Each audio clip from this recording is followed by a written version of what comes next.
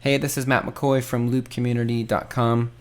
Alright, let's talk about another cool feature of Looptimus, and that's program change mode. So to get into program change mode, I'm going to hold down the stop button for a few seconds, and then I can use the next and previous buttons to cycle through the modes. And let's go to PC, which is program change mode. Hit stop to save and exit. Now program change mode, what it does is it works just like default mode in that you've got 20 banks. You also have an all access bank by holding down next button for a few seconds. And then each bank has 6 buttons, and each of those buttons send out a MIDI note. But what program change does is on top of that, it also can send out program changes with the note. So what you can do is Looptimus has a 5-pin MIDI jack, and you could plug that in to a guitar effects pedal like a Strymon timeline or any other MIDI device. I have my Looptimus plugged into my laptop right now via USB, but you can plug in both. So I could have my laptop plugged in via USB and also have a Strymon timeline plugged in, and the same messages and data that are coming out of Looptimus, they go out of both ports simultaneously.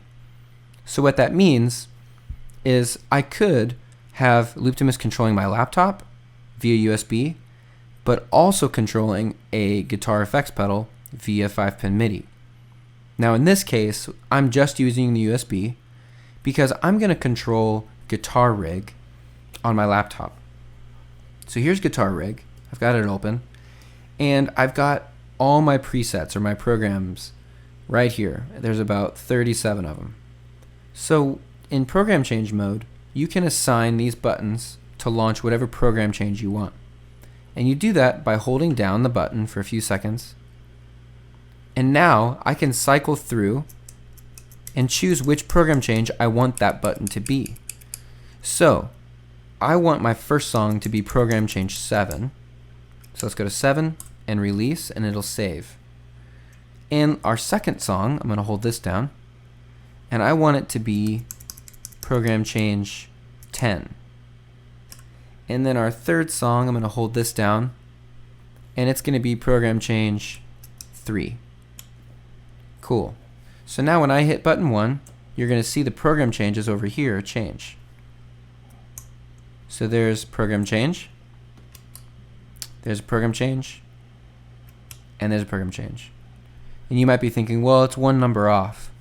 But that's because the program changes start at 0, 0, 0.